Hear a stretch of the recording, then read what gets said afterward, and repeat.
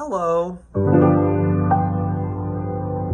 I just had a student come in and he was working on something on one of his pieces and he missed a step. And I thought, this is the perfect video for you. I'm Adam, the learning coach, and I'm the piano teacher you wish you'd had the first time. And today I want to show you what the 3 steps of learning a new piece of music are that you don't want to skip. And the steps are this. The first step is you play the piece of music start, stop. You go through it, giving yourself permission to start and stop while you're counting, and it's no problem. It doesn't have to sound like the piece of music at all. The second step is you slow it down to whatever tempo you have to slow it down to so that you can play it steady, not at tempo, but slow. And the third step is where you bring it up to the tempo you're going to play it steady. I want to show you this in a piece of music. I just happen to have a piece here, and explain to you why these steps are important and why you shouldn't skip them. Here are a couple of pages from a Beethoven song. It's just something I had lying around. It's something you might have to play for a singer, or you could be doing the same thing with a solo piece. Just in case you're wondering, this is the one that goes. Very pretty Beethoven piece.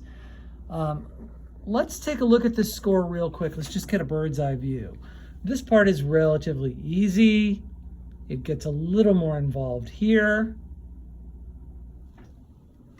More involved here. And then over here, it gets really involved.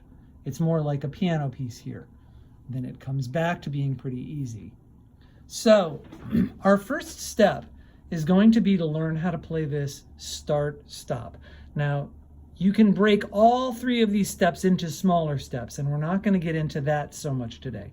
You can do hands separate, you can do counting, you can not do counting, but let's just say the big step is you're going to do this start, stop, counting. And since I'm holding the phone with one hand, I'm only going to be able to do one hand for you right now.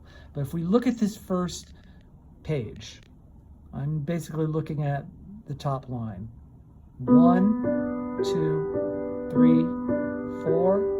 1, 2, 3, 4. Now I notice there's a change. I notice that something's changing, so I'm going to stop and be sure I got my fingers in the right place. And now that I'm sure, I can continue. 1, 2, 3, 4. Now I got to take my eyes down to the second system. Am I sure I know what I'm doing? Yes, I am. 1, 2, 3, 4. Uh-oh, it's getting more complicated here. Where do my hands have to be? I stop, I get it set. 1, 2, 3, 4. Do I know what's going on for the next measure? Yes, I do. Get the idea? I'm stopping anytime something confuses me. I'm not going ahead. The reason this step is important is because you are training your body to know where the notes are. Where am I going? From where to where? And you're not using a steady tempo now because that's an additional skill. You don't want to distract yourself with that skill. We're focusing right now on the mechanics of what am I playing when? What comes first? What comes next? Where do my hands have to be? This is why counting is so important, because counting takes the place of the steady tempo. If you are counting, your brain is automatically thinking about what beat and when. So you don't have to keep a steady tempo at this time. It's not necessary. Okay? Step 2. We're looking for a steady tempo no matter what. And that can be as slow as all get out. It doesn't have to be fast at all. So let's look at this next page where things get a little hairier. Okay? I have already done this start, stop. Supposedly I know what all the notes are, and I've got to figure out how slow do I have to make this so that I don't have to slow down. I'm going to make a beginner's mistake and go too fast. I'm going to do this.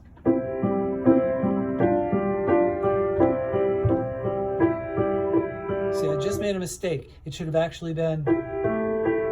So I just made a mistake there, not to my benefit. My brain is going to think, oh, I have a choice. And your brain doesn't have a choice. It's got to play these notes. So I'm going to do it again slower. Let's see if I get it right this time. 2, 4, But that time I had time to figure it out. 2, 3, 4, 1, 2, 3, 4, 1, 2, 3, 4, 1, 2, 3. Now, I'm pretty good at reading. This part here might be really hard for you. You might really want to slow it down. If you don't know this part really well and you can't do it steady, this is perfectly fine. Going back up here. 1, 2, 3, 4. Now I have 1. Why is it important to go this slow? Because at this stage, you know all the notes and you have to teach your body how much time you have to think. This part is medium hard. This part is pretty darn hard. I have to be thinking about this before I get to it. I have to be thinking about this hard part back here, or even back here. The question is, when do I start thinking about this part? If I am forcing myself to go steady, I am teaching myself, when does the brain kick in and start to think ahead? How much time do I have to think about this part and when it hits? Of course, from here to here is very easy, but sometimes going to easy is a hazard too, because all of a sudden you've got all this activity and then it all stops right here. So you have a timing issue. You're teaching yourself the timing with your steady tempo, okay? So that's step 2. Step 3, you are preparing to perform this. You have got to do it at the tempo expected. Counting still.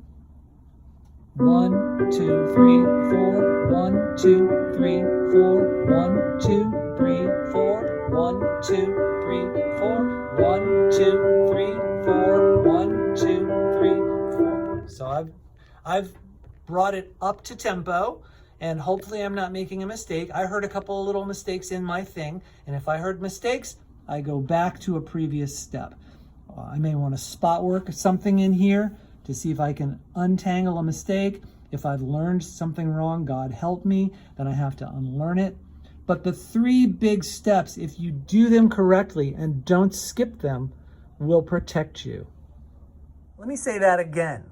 You don't want to skip the steps. They are there to protect you.